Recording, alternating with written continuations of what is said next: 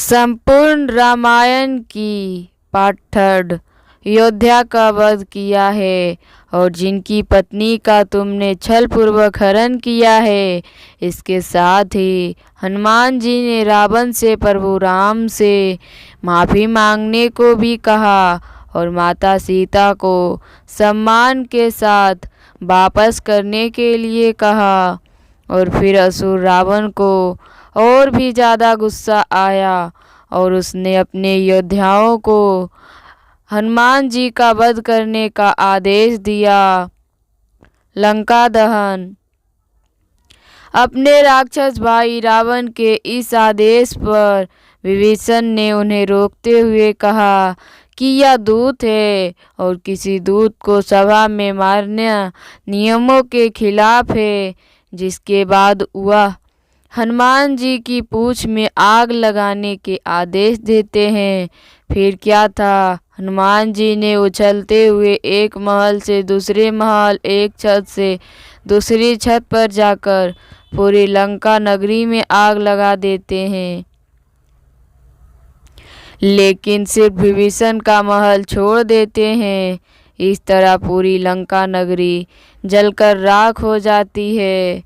इसके बाद वे समुद्र में जाकर अपनी पूंछ की आग बुझाते हैं और वापस विशाल रूप धारण कर किष्किंधा पहुंच जाते हैं, जहां वह भगवान राम और लक्ष्मण को माता सीता की पूरी जानकारी देते हैं। लंका कांड महर्षि वाल्मीकि द्वारा रचित महाकाव्य रामायण का 6वां सोपान है। महाकाव्य के इस भाग में 5692 श्लोकों की संख्या है। इस कांड में लंका पर चढ़ाई के लिए राम सेतु का निर्माण, रावण का भेदी भाई विभीषण का प्रभु राम की शरण लेना, राम रावण के बीच हुए युद्ध की कथा और श्री राम द्वारा रावण का वध और वनवास पूरा करने के बाद अयोध्या वापसी तक का घटनाक्रम शामिल किया गया है। ऐसा मानना है कि रामायण के लंका कांड या फिर युद्ध कांड का पाठ करने से शत्रु की जय, उत्साह और अपवाद के दोषों से मुक्ति मिलती है।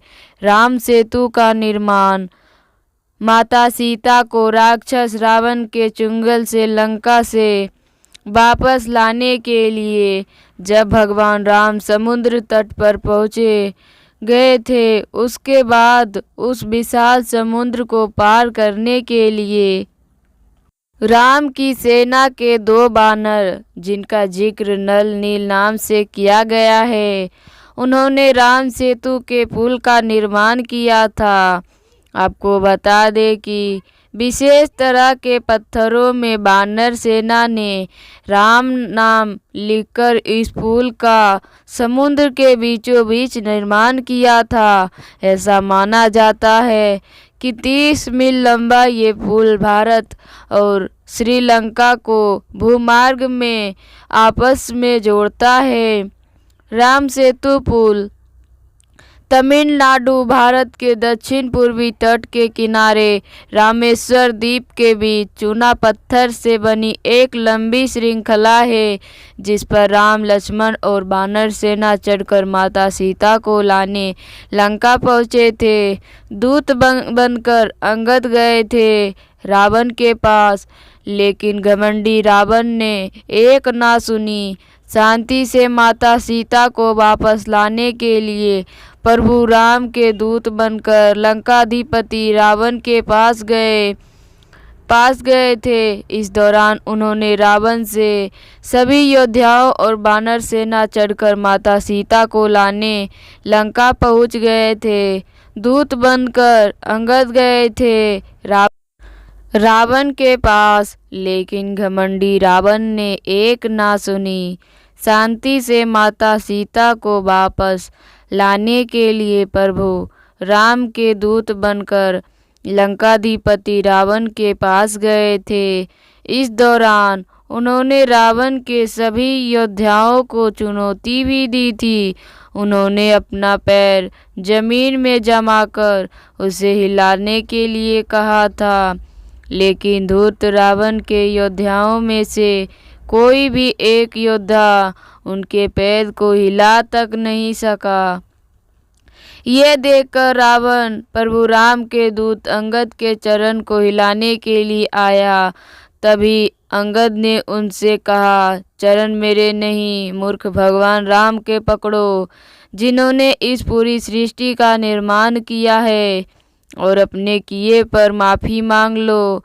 इसके साथ ही प्रभु राम की धर्मपत्नी को सम्मान के साथ लौटा दो। लेकिन बलशाली और घमंड में चूर रावण ने एक नहीं सुनी, क्योंकि वह सिर्फ युद्ध चाहता था। लक्ष्मण मेघनाद का युद्ध, हनुमान जी का संजीवनी पर्वत लाना। वहीं जब शांति से माता सीता को वापस लाने की सारी कोशिशें नाकाम हो गई तो युद्ध शुरू हो गए। सबसे पहले लक्ष्मण और रावण के भाई मेघनाद में युद्ध शुरू हुआ। इस युद्ध में लक्ष्मण शक्तिबाण के वार से घायल हो जाते हैं, जिसके बाद वैद्य हनुमान जी को संजीवनी लाने के लिए कहता है। लेकिन हनुमान जी को औषधि की पहचान नहीं होने पर वह पूरा की पूरा संजीवनी पर्वत ही लक्ष्मण के उपचार के लिए ले जाते हैं, जिसके बाद लक्ष्मण ठीक हो जाते हैं और फिर अपनी शक्ति का इस्तेमाल कर दुष्ट मेघनाद का वध कर देते हैं। कुंभकर्ण को नींद से जगाना। प्रभु राम और रावण के बीच होने वाले युद्ध के लिए रावण कुंभकर्ण को जगाने के लिए भेजता है। वही युद्ध में कुंभकर्ण को भी प्रभु राम के हाथों से प्रगति की प्राप्ति होती है। राम रावण का युद्ध। लंका कांड में एक के बाद एक कई युद्ध होते हैं, लेकिन भगवान राम और महाबलशाली रावण के बीच हुआ युद्ध काफ़ी बड़ा युद्ध था, जिसमें रावण की विशाल सेना ने प्रभु राम की वानर सेना को हराने का कठोर षड्यंत्र रचा था और बलशाली सैनिकों को भी इस युद्ध में उसकी तरह से हिस्सा लेने के लिए आमंत्रित किया था। लेकिन भगवान राम की महिमा के आगे रावण की सारी साजिशें नाकाम साबित हुई और प्रभु राम के हाथों उस महापापी असुर का अंत हुआ। विभीषण को सौंपा लंका का राज्य। राक्षस रावण की मौत के बाद प्रभु राम ने लंका का कार्यभार संभालने के लिए विभीषण का चयन किया और उसे लंका की राजगद्दी पर बिठा दिया, जिसके बाद विभीषण का राज्याभिषेक भी बड़ी धूमधाम से किया गया और यहाँ की जनता भी रावण की प्रताड़ना से परेशान हो चुकी थी और वह एक प्रतापी और न्याय करने वाला राजा की खोज में थी। इस तरह प्रजा को भी विभीषण के रूप में एक अच्छा राजा मिलता है। लंका में राम सीता मिलन। माता सीता की अग्नि परीक्षा और अयोध्या वापसी। रावण के वध के बाद भगवान राम का माता सीता से मिलन होता है। वहीं इसके बाद प्रभु राम न चाहते हुए भी माता सीता को अपनी पवित्रता सिद्ध करने के लिए अग्नि परीक्षा से गुजरने के लिए कहते हैं, क्योंकि प्रभु राम माता सीता की पवित्रता के लिए फैली अफवाहों को गलत साबित करना चाहते हैं। जिसके बाद माता सीता अपने प्रभु के आदेश का पालन करने के लिए अग्नि परीक्षा के लिए तैयार हो जाती है। वहीं जब वे अग्नि में प्रवेश करती है तो उन्हें कोई नुकसान नहीं पहुंचाता है, जिससे यह साबित करती है कि अग्नि की तरह पवित्र है। वही सब भगवान राम, माता सीता और लक्ष्मण का 14 साल बाद साल का वनवास का समय पूरा हो चुका था, जिसके बाद वे अयोध्या वापस आते हैं, जहां उनका जोरदार स्वागत होता है। इसी दिन कार्तिक महीना की अमावस्या की घोर अंधेरी रात होती है, लेकिन भगवान राम के आगमन से पूरी अयोध्या नगरी दीपकों की रोशनी से जगमगा उठती है। अयोध्या लौटने के बाद भगवान राम का राज्याभिषेक होता है और फिर राम राज्य की शुरुआत होती है।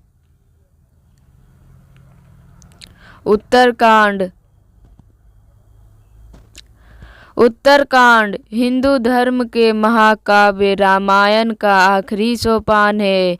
इसमें 111 सर्ग और 3432 श्लोकों की संख्या है।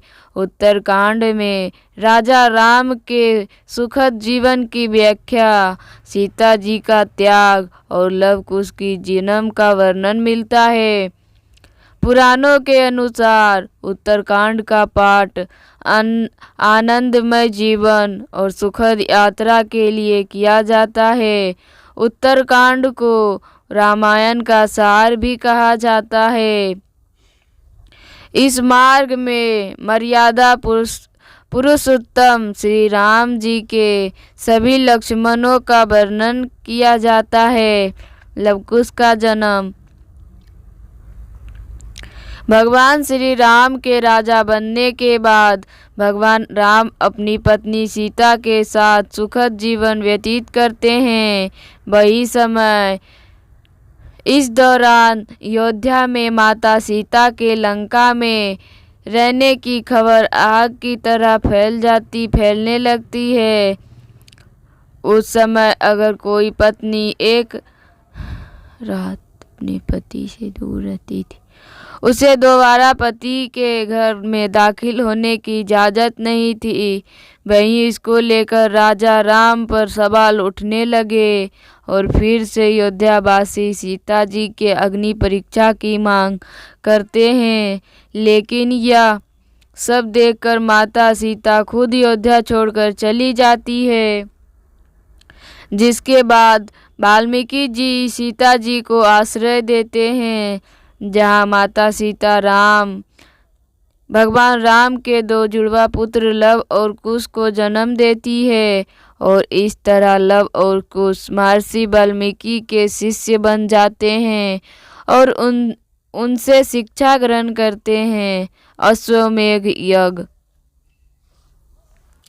साहित्य के मुताबिक जब महर्षि वाल्मीकि ने लव कुश को इसके बारे में जानकारी दी, तभी उन्होंने इस महाकाव्य की रचना की थी और लव कुश को इसके बारे में जानकारी दी थी।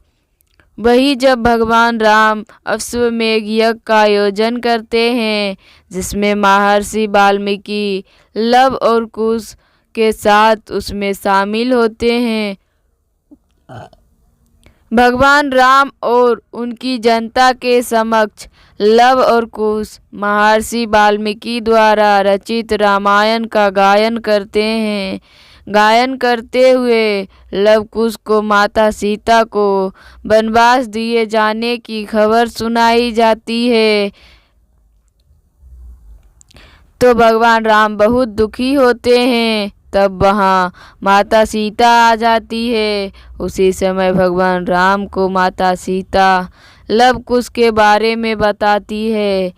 इस तरह भगवान राम को ज्ञात होता है कि लव कुश उनके ही पुत्र हैं और फिर माता सीता धरती माँ को अपनी गोद में लेने के लिए पुकारती है और फिर धरती के फटने पर माता सीता उसमें समा जाती है।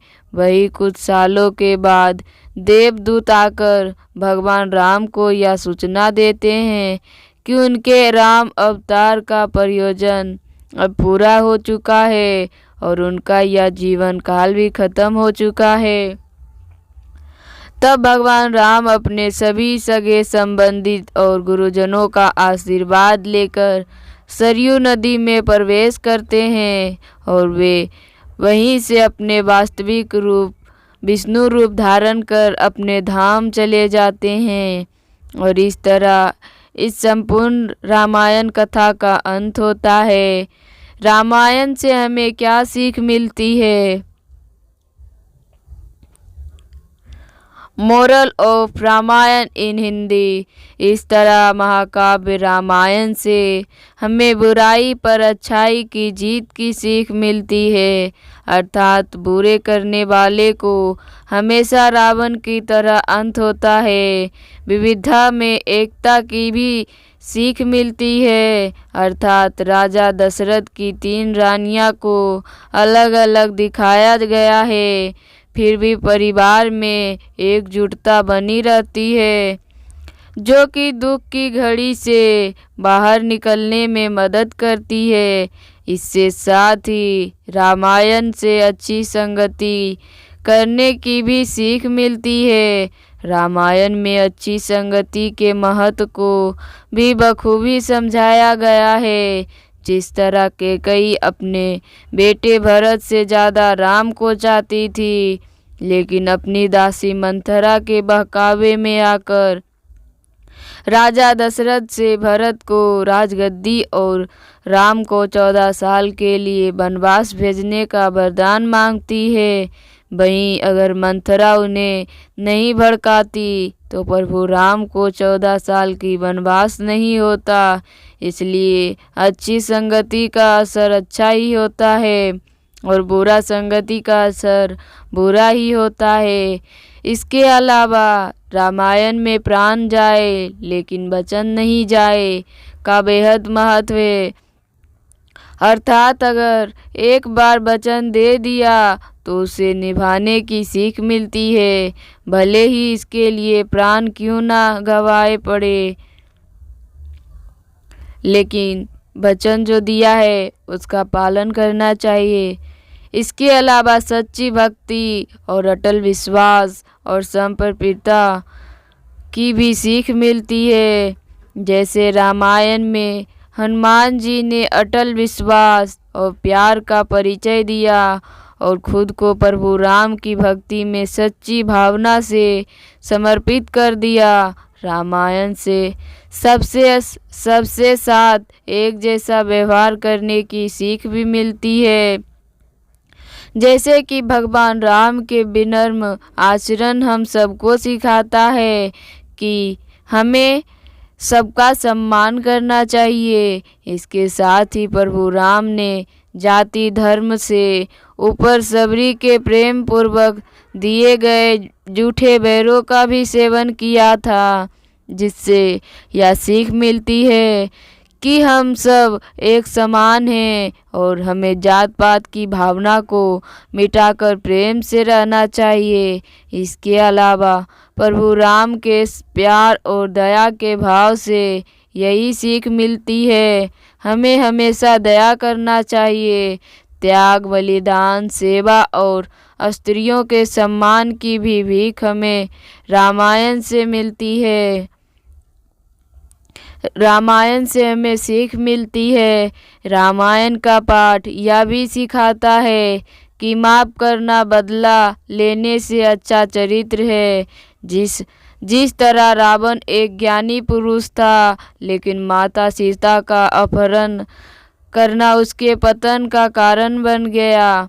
इससे यह पता चलता है कि हम दूसरों के नुकसान पहुंचाने के चक्कर में बदले की आद में खुद को ही जला बैठते हैं। धन्यवाद।